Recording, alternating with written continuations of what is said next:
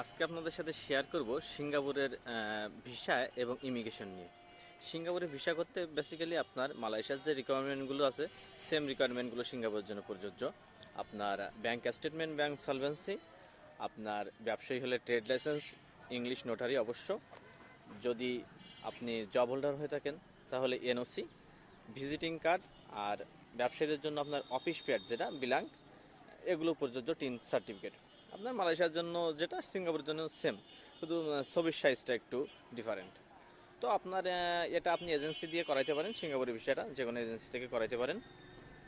আর immigration বলতে আপনার ইমিগ্রেশনে ওইভাবে সিঙ্গাপুর ইমিগ্রেশনে কোনো প্রশ্ন করে না। আমি যাওয়ার সময় আমি সিঙ্গাপুরের ভিসা প্রথমবার করছিলাম কিন্তু যাওয়া হয় নাই। দ্বিতীয়বার আবেদন করার সময় আমাকে একটা কজ দেখাতে হয়েছিল কেন আমি যাই নাই। আর বাংলাদেশ ইমিগ্রেশনে যাওয়ার সময় ইমিগ্রেশনে কোনো প্রশ্ন করে না, তবে যখন আপনি বোর্ডিং কার্ড নেবেন তখন আপনাকে একটা দুইটা কোশ্চেন করবে, যেটাও যদিও সেটা তাদের রুলস নাই কিন্তু তারা কোশ্চেন করে হুদাই, যেহেতু বাংলাদেশ এটা স্বাভাবিক বিষয়।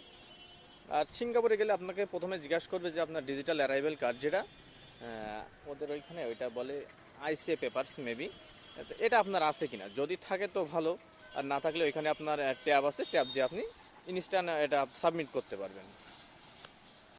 তো সিঙ্গাপুর ইমিগ্রেশন অনেক স্মুথ। আপনি জাস্ট যাবেন, ওদের এখানে ই গেট আছে, আপনি জাস্ট পাসপোর্টটা স্ক্যান করবেন, স্ক্যান করার পরে একটা গেট খুলবে, দেন আপনি দ্বিতীয়টায় যে আপনার ফিঙ্গার দিবেন, এটাতেই আপনার কমপ্লিট হয়ে যাবে সিঙ্গাপুর ইমিগ্রেশন। সিঙ্গাপুর ইমিগ্রেশনে কোনো ঝামেলা করে না।